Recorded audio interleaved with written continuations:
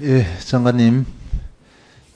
유해화학물질 취급사업장 점검에는 화관법에 따라서 현장 점검과 서면 점검이 있다는 건 알고 계시죠? 네. 예, 환경부에서는 화관법 이행 상황 전반을 검토하는 지도 점검도 있습니다. 그런데 환경부가 실시하는 지도 점검의 70%가 서류 점검으로 대체되고 있다는 사실을 알고 계십니까? 예, 이번에 알았습니다. 예, 한번 표를 보시죠. 서류 점검이 지난해 6,638건으로 71%를 차지합니다. 반면 유해화학물질 취급장 수는 작년에 19,000개가 넘습니다. 전년보다도 엄청나게 늘어났죠. 동시에 화학사고도 지속적으로 증가하고 있는데 작년에 115건으로 100건을 넘겼습니다.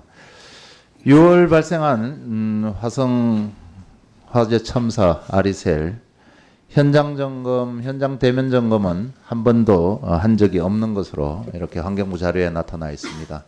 놀랍게도 환경부는 지난 4년 동안 서류 점검만 진행을 했죠. 그 결과에 대해서도 모두 이상 없음으로 이렇게 나왔습니다.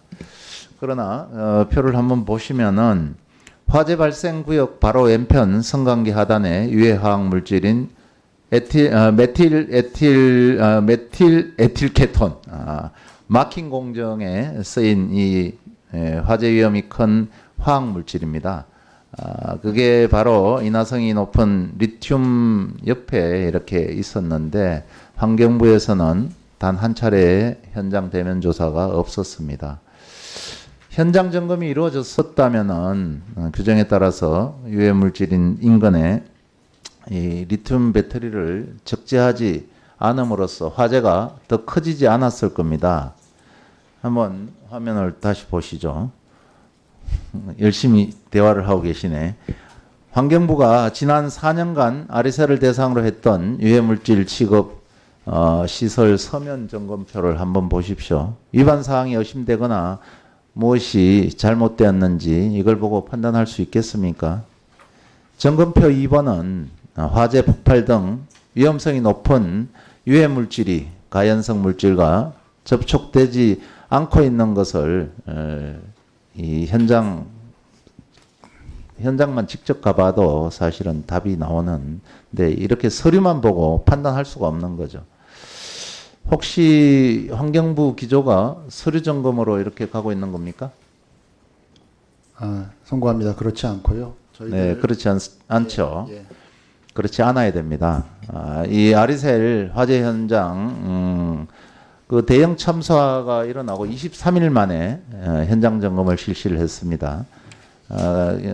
그런데 PPT 한번 보시면은 화학 안전 예방 사고 대응 점검 항목을 보십시오. 사고로 인해 유해 화학 물질 미보관으로 이렇게 표시가 되어 있습니다. 이거는 정말 현장만 가봤어도 이거를 분리 조치하고 했으면은 이렇게 대형 사고로 이어지지 않을 수도 있었다. 그런데 수도권에는 점검 인력이 사업장 대비해서 턱없이 부족합니다. 6명이 한 10,000개소를 점검을 해야 되거든요. 그래서 지금 유해물질 사업장과 화학사고가 동시에 늘어나고 있어요. 이런 부분들에 대해서는 현장을 직접 점검할 수 있는 인력을 늘려야 됩니다. 작년에 안전기준 미준수로 화학사고가 일어났던 여러 곳에서 발생했던 그 사고들도 보면은 전년도에 서면 점검을 다 실시를 했거든요. 그래서 이번 아리셀 현장 점검을 통해서 혹시라도 개선해야 될 내용들을 좀 정리를 했으면은 본 의원실로 제출을 해주시고 또 반드시 환경부의 인력 증원도 필요하다. 그리고 화학물질 현장 경력이 있는 퇴직자들 이게 좀 교육 좀 시켜서 현장 점검하는 인원으로 집중해서 투입을 시킨다면은 이런 대형 참사는 막을 수 있을 거라고 생각을 합니다. 장관께서 쉽지 않은 일이겠지만은 환경부 이 점검 인력 특히 수도권에 6명이 10,000건을 한다는 것은 불가능합니다. 이거는 신이라야 신도 못할 일이라고 생각을 합니다. 그래서 인력을 정원하고 네.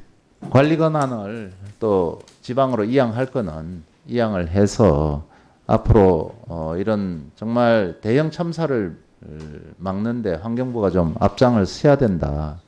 여기에 대한 대책에 대해서 환경부에서 준비한 게 있으면은 말씀을 해주시고 지금 정리된 게 없으면은 정리해서 국감 종감 전까지 본의원실로 좀 제출을 해주시기 바랍니다. 본의원이 제안했던 그 점검 인력 정원 문제 그리고 이 화학 물질이 존재하는 그런 작업장에서 근로했던 퇴직자들에게 재취업 기회도 주고 자기들의 경험을 살려서 안전사고도 줄일 수 있다. 이 방법에 대해서 장관의 견해를 듣고 싶습니다. 말씀해 주십시오. 네, 바람직하기로는 이제 환경부 공무원 증원하는 것이 제일 좋은데요. 그거는 아마 당장 지금에서 하기는 어려울 것 같고요. 절차가 이미 진행이 되니까 저희들 말씀하신 두 번째 방안, 그 퇴직자, 전문가 이런 분들 이런 쪽으로 활용하는 방안, 예산 확보해서 하는 쪽으로 한번 검토를 적극적으로 해보겠습니다.